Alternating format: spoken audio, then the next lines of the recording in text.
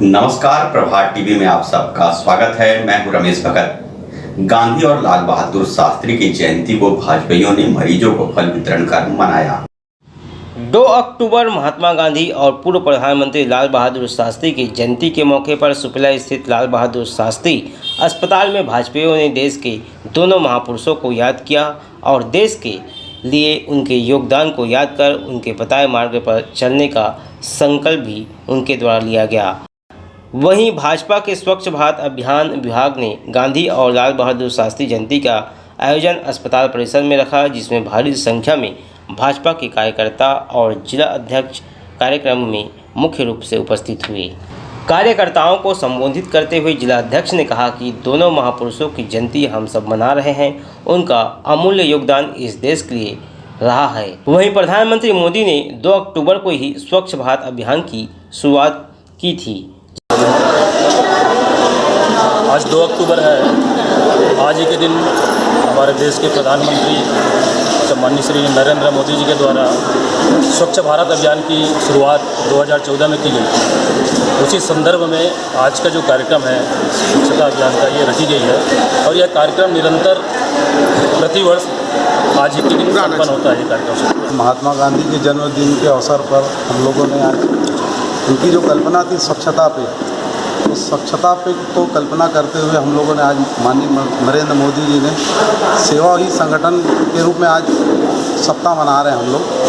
उसके तहत हम लोग आज हॉस्पिटल के मरीजों को फल और जूस का हम लोग वितरित कर रहे हैं। भाजपाइयों ने 2 अक्टूबर के खास मौके पर अस्पताल के मरीजों को फल और जूस वितरण कर उनकी जयंती को यादगार बनाया। प्रभात टीवी के लिए योगेश वर्मा की रिपोर्ट। इंदिरानगर में कांग्रेसियों ने मनाया गांधी जयंती। गांधी जी को याद कर देश के लिए दिए योगदान को भी याद किया गया।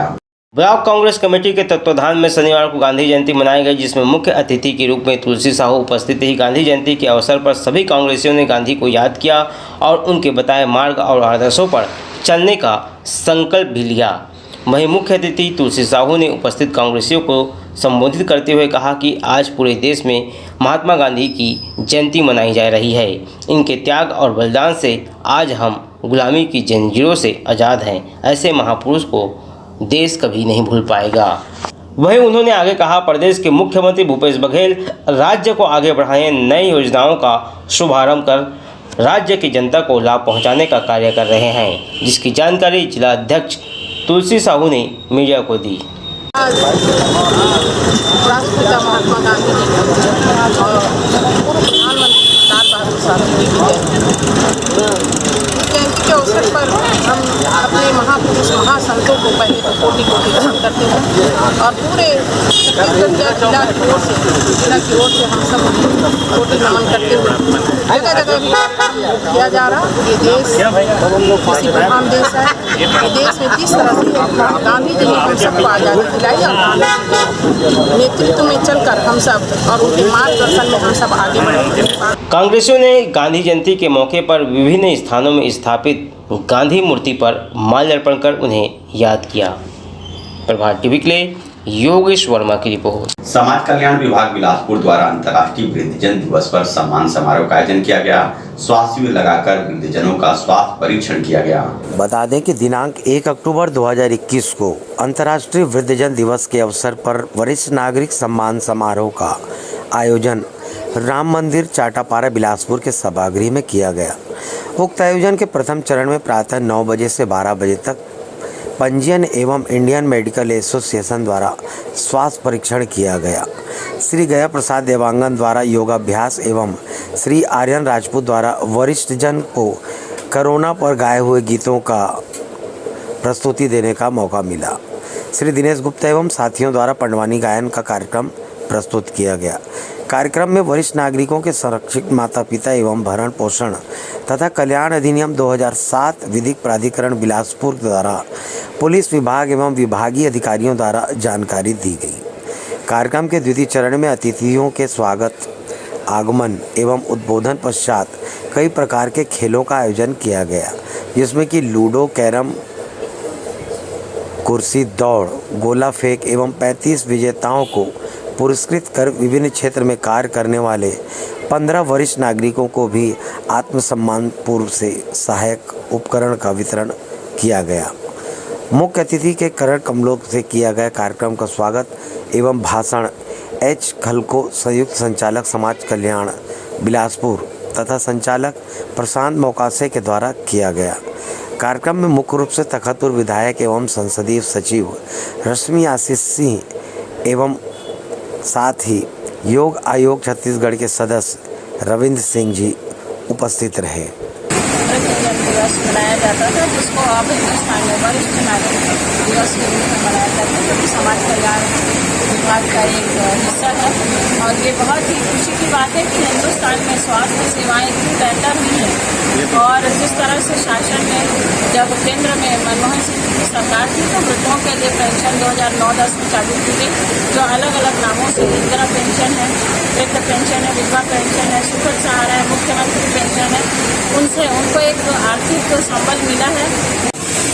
आज पूरे विश्व में अंतर्राष्ट्रीय वृद्धजन दिवस का आयोजन किया गया है।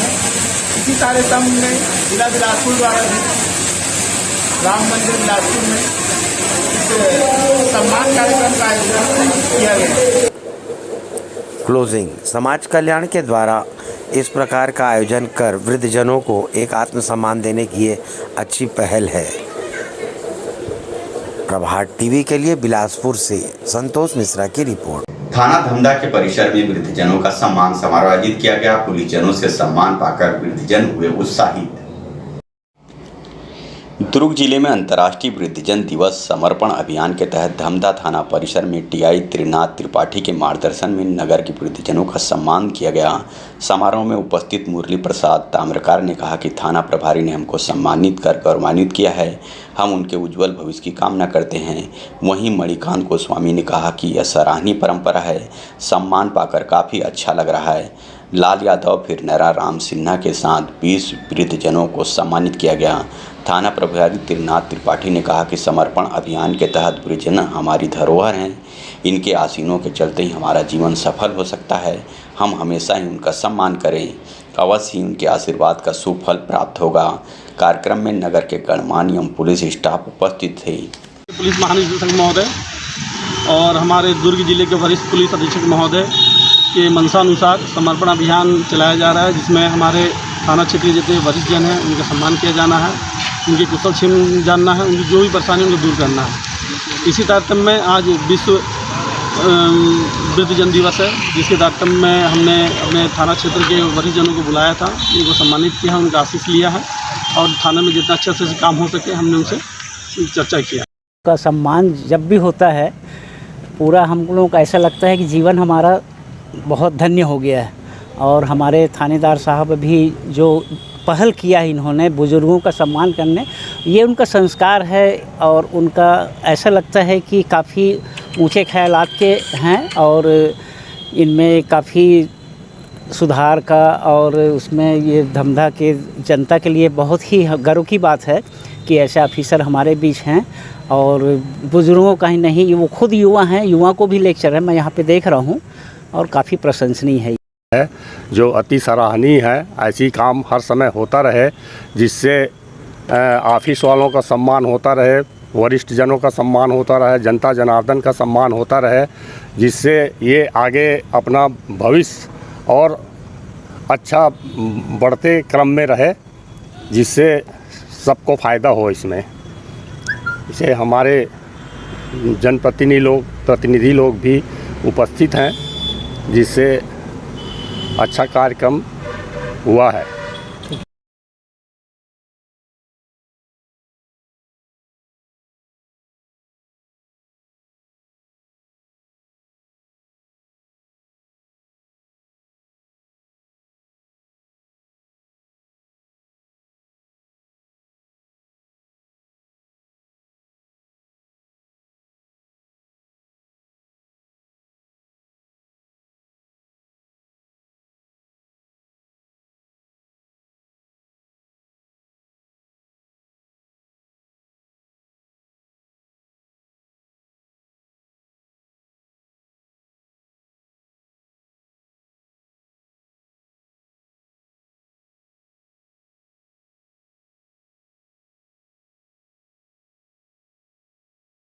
रमन प्राइवेट ITI, NCVT और DGT नई दिल्ली गवर्नमेंट ऑफ इंडिया से मान्यता प्राप्त संस्थान में trade COPA computer operator, programming assistant 1 वर्षीय कार्यक्रम, योग्यता 10वीं पास एवं ट्रेड स्टेनो हिंदी 1 वर्षीय कार्यक्रम, योग्यता 10वीं पास।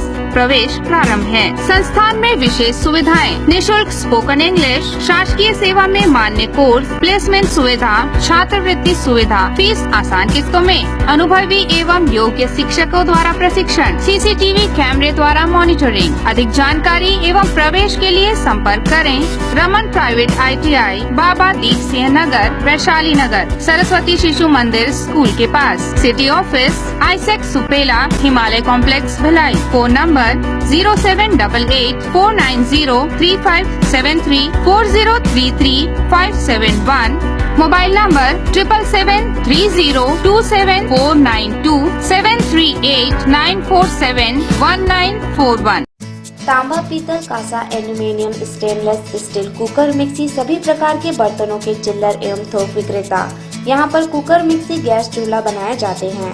अनुराग मेटल शॉप नंबर 10, नेहरू भवन road, Supela, Bhilai. Mobile number 9827187008।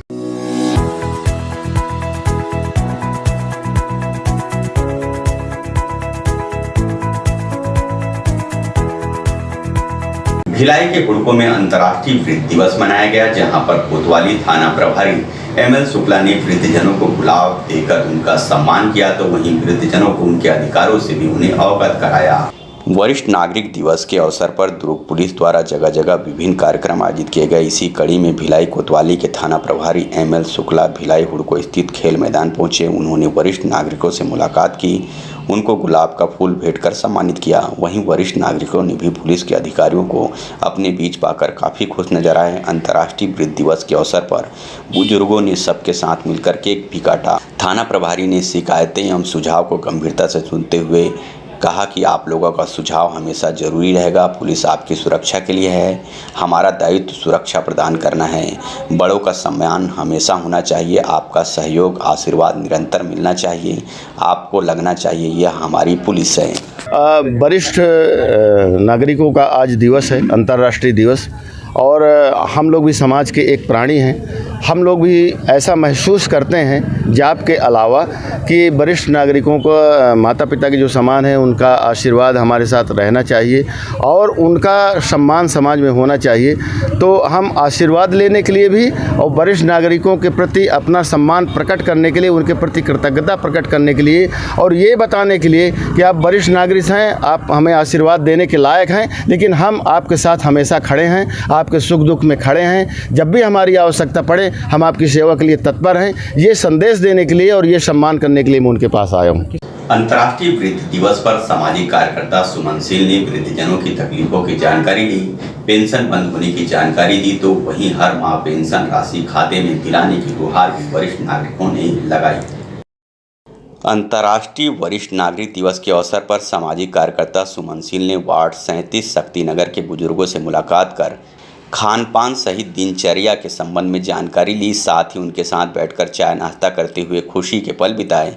इस मौके पर अपने दुख को प्रकट करते हुए 74 वर्षीय सरस्वती बाई, 70 वर्षीय इंदिरा बाई ने बताया उनके पति के देहांत हो जाने के चलते तथा बुजुर्ग हो जाने के कारण अब वे काम पर नहीं जा सकती। पेंशन के भरोसे उनका दिन चल रहा है, पर अचानक पेंशन की राशि मिलना बंद हो जाने के कारण उनको कई परेशानी से गुजरना पड़ रहा है। 80 वर्षीय लखनलाल श्रीवास्तव सहित अनेकों ने बताया कि जनवरी माह से उन्हें उनका वृद्धा पेंशन नहीं मिल पा रहा है, जिसके कारण ना चाहते हुए भी दूसरे के भरोसे में चलने के लिए मजबूर हैं। कई बुजुर्गों ने बताया कि निगम में चक्कर काटने के बावजूद, पार्षद के पास जाने के बाद भी आज तक उनका पेंशन कार्ड बनकर नहीं दिया गया, जिसके चलते पेंशन पाने से वंचित बने। अरे बहुत तकलीफ है, दमा भी है, स्वास्थ्य दमा इतना दर्द देता है। अब जनवरी से पैसा नहीं मिल रहा, पेंशन नहीं मिल रहा है 1 साल से, विधवा पेंशन। निगम में गए थे हम लोग और जब पैसा के लिए बोले तो पैसा नहीं मिल रहा था, तो बोले अभी नहीं मिल रहा है, बंद है, ऐसे करके बोलने लगा। और तो हम गए थे, बोले फार्म उरम जमा कर दो, तो फार्म उरम जमा किए हमने और फिर इसके बाद हम लोग बोले कि फरवरी तक आएगा, बोले फरवरी में जाके पता कर लेना।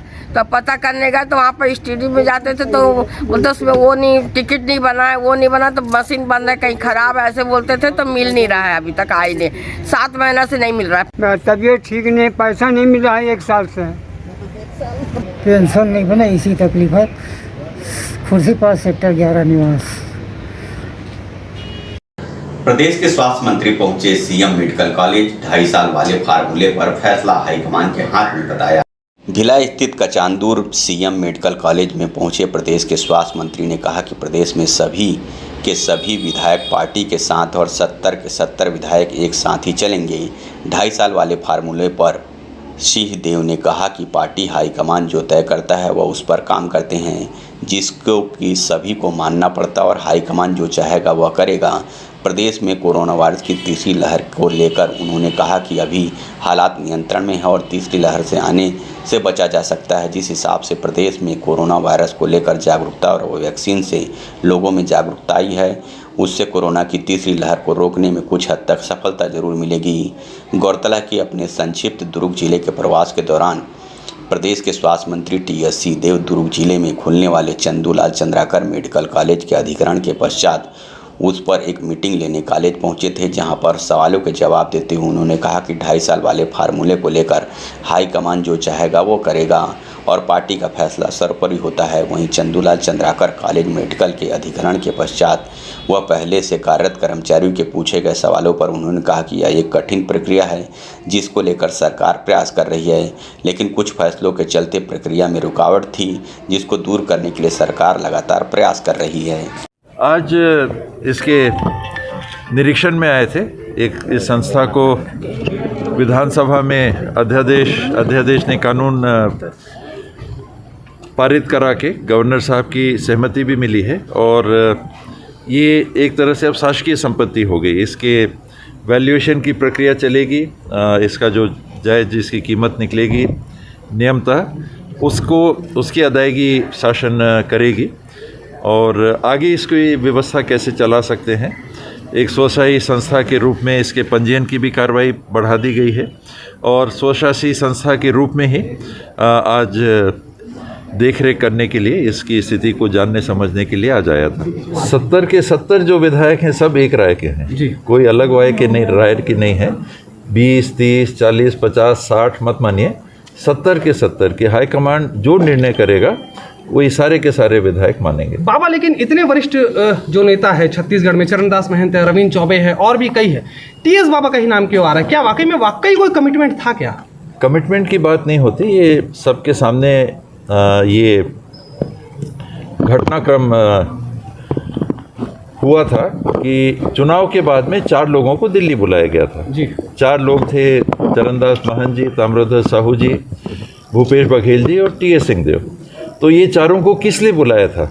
मुख्यमंत्री बनाने के पहले इनसे चर्चा की, तो ये चर्चा में बात आ गई, मीडिया में ये बात आ गई कि ये 4 लोग संभावित हैं। एक बयान चरणदास जी का मैंने कुछ दिन पहले सुना था कि सेमीफाइनल और फाइनल वाली बात। अपनी 6 सूत्री मांगों के समर्थन में आंगनबाड़ी कार्यकर्ता एवं सहायिकाओं ने धरना देकर जताया विरोध, जिलाधीश को सौंपा ज्ञापन। छत्तीसगढ़ जुझारू आंगनबाड़ी कार्यकर्ता व सहायिका संघ द्वारा अपनी 6 सूत्री मांगों के समर्थन में प्रदर्शन किया। सरकार पर उनकी मांगों की अनदेखी करने का आरोप लगाते हुए संगठन ने मांगों का निराकरण जल्द नहीं किए जाने पर चरणबद्ध आंदोलन प्रारंभ करने की चेतावनी संगठन ने दी।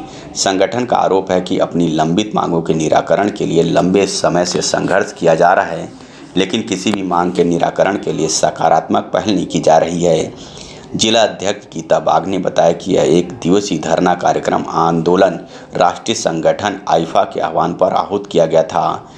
इसमें पूर्व मांगों समर्थन में कार्यकर्ता द्वारा 9 सितंबर को निर्जला उपवास रख सरकार का ध्यान आकर्षित करने का प्रयास किया गया था, लेकिन इसका असर नहीं हुआ। उन्होंने आरोप लगाया कि कांग्रेस ने अपने घोषणा पत्र में आंगनबाड़ी कार्यकर्ता व सहायिका को कलेक्टर स्तर पर मानदेय प्रदान करने का वादा किया था, जिस पर अब तक अमल नहीं किया गया। उन्होंने इस घोषणा पर तत्काल अमल कर कार्यकर्ता एवं सहायिका को राहत प्रदान करने की मांग की है।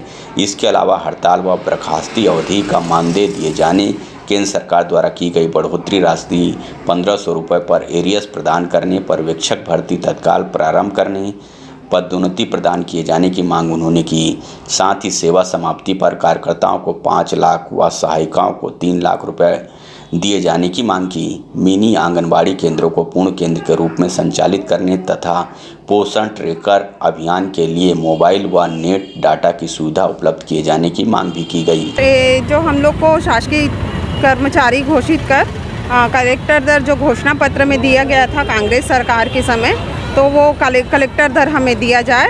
और दूसरी मांग है हमें पर्यवेक्षक भर्ती पर सीधी भर्ती हम लोग को लिया जाए।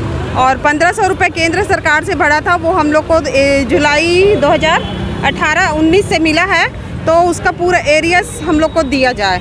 और जो तीसरी मांग है मिनी आंगनबाड़ी केंद्र को पूर्ण आंगनबाड़ी किया जाए। और जो हमारी पोषण ट्रैकर वाला जो एक ऐप आया है उसमें हमारे पास मोबाइल नहीं है, ना ही डाटा है, तो हमें मोबाइल और जो डाटा है वो भी दिया जाए। और जैसे हम लोग कार्यकर्ता और सहायिका सेवा समाप्ति के बाद हम लोग को कार्यकर्ता को 5 लाख और सहायिका को 3 लाख दिया जाए।